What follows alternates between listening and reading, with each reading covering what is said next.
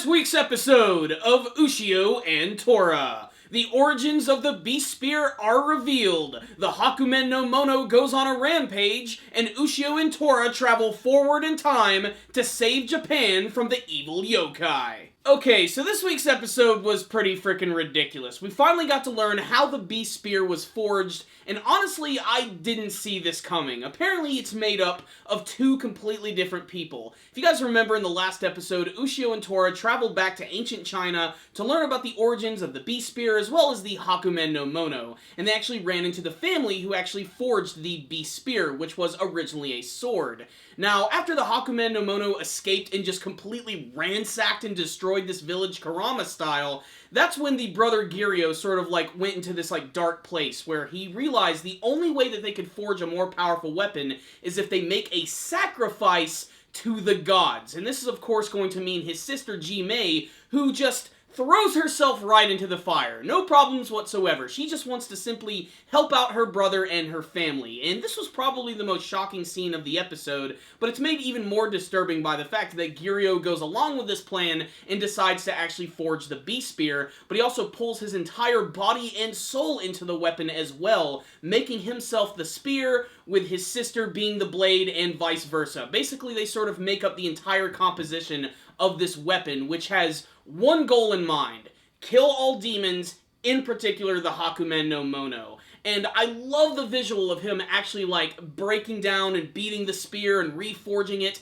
and you can actually see all of his clothes and his hands and his skin actually starting to melt into the spear itself. It's some really messed up but some badass metal imagery, and it's made even more crazier by the fact that apparently the Beast Spear at this point in time had a lot more sentience. It actually explodes out of their roof and goes around the world just indiscriminately killing any demon or yokai that it can run into, and it wouldn't be until thousands of years later where it would finally land into the hands of Ushio. And that brings us to Ushio himself. Now that we learned about the origins of the Beast Spear, we gotta learn a little bit more about his mother. It's already been implied that she's actually created this barrier around the Hakumen no Mono, but we've never really seen where that is before. It was assumed that this cave that they went to was going to be the location of its body. It's apparently only just a small portion of it. The actual Hakumen no Mono itself is at the bottom of the ocean, and the reason that his mother is actually guarding it and not allowing any other demon to go towards it is because the Hakumen no Mono has sort of wedged his body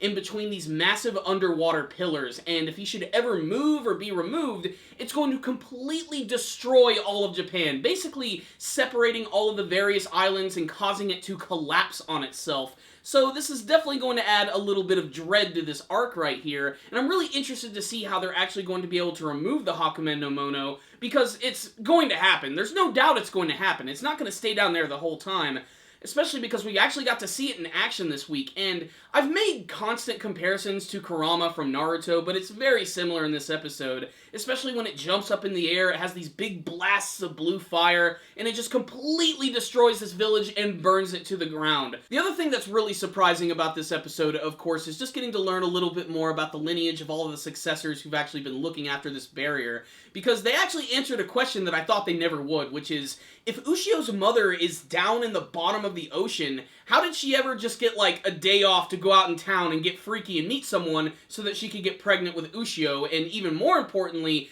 where did she give birth to Ushio? Because she was only down there for a little bit, but apparently she was able to leave for about a period of 2 years. So Ushio's mom works pretty damn fast, to say the least, and got right back down to the bottom of the ocean. A fact that she doesn't even really seem all that depressed about. She seems actually very proud of what she is doing, and it actually makes sense why her son would be the one to be able to wield the Beast Spear in the first place.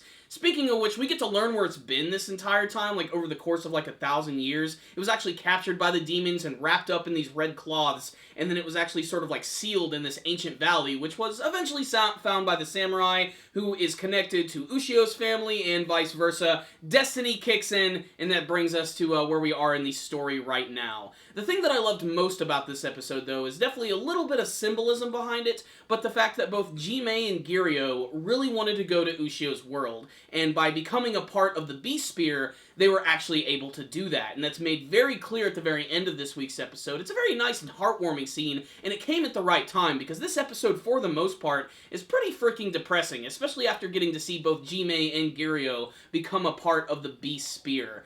That being said, this was a pretty fantastic episode right here, and honestly seems kind of like the turning point of the series. This is where I think things are going to get a little more serious, especially now that Ushio learned a lot more about his mother. I don't know how he's going to meet her, however. Probably with the help of Ushio, or maybe some sort of underwater demon that's going to allow them to get to the bottom of the ocean. I'm really interested to see how that's going to go down, as well as seeing their very first interaction. I will have to say, though, I am a little disappointed we didn't get to see any, like, the development between his mother, Sumako, and his dad, because I don't know what she sees in Ushio's father. Maybe she was just looking for a guy to fuck, but they just don't seem like they match at all, because Ushio's dad is basically just a degenerate. So what's the rundown on this week's episode of Ushio and Tora, the end of the Traveling into the Past history lesson? This was a Necessary Evil episode, and it's actually one that I really liked.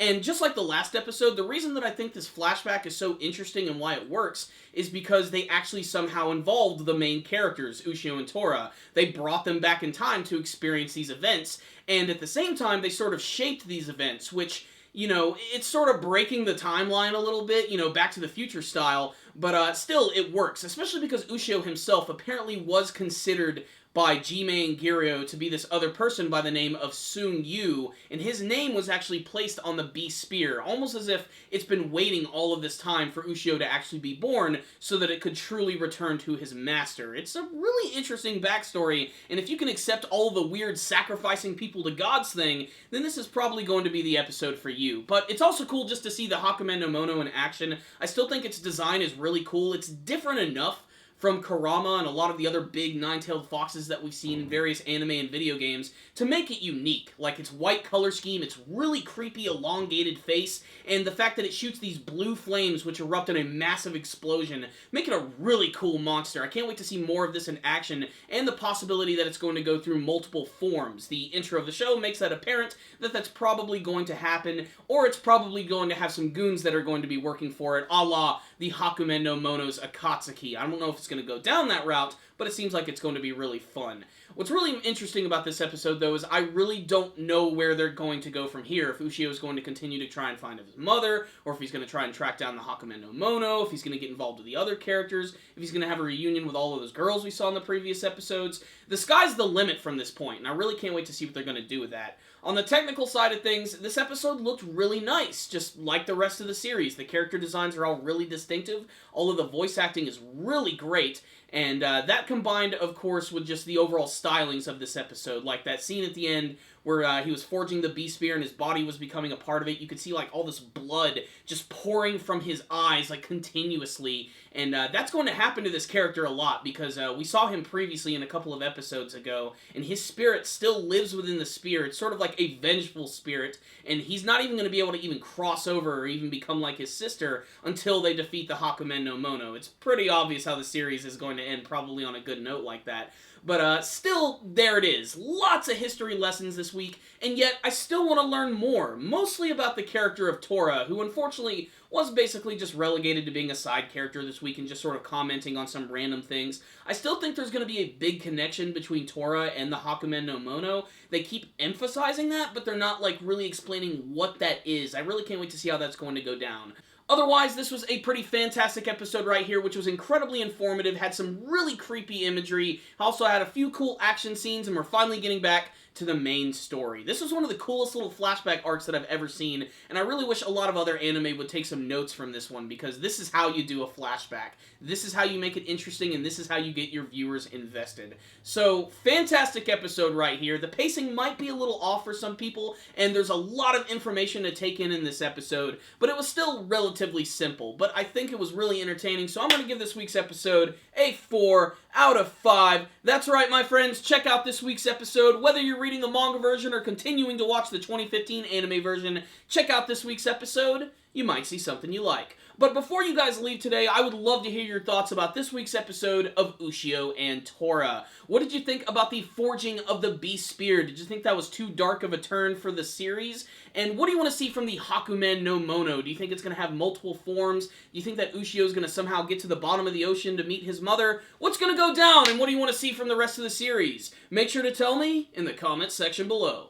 Thank you guys for watching this video. Make sure to like it, share it with your friends, and subscribe to the channel. That way you'll be able to see all of our latest anime and manga reviews, as well as our weekly podcast show, The Powerful Nerdcast. You should definitely check that out. It's pretty awesome. You guys can also follow us on social media.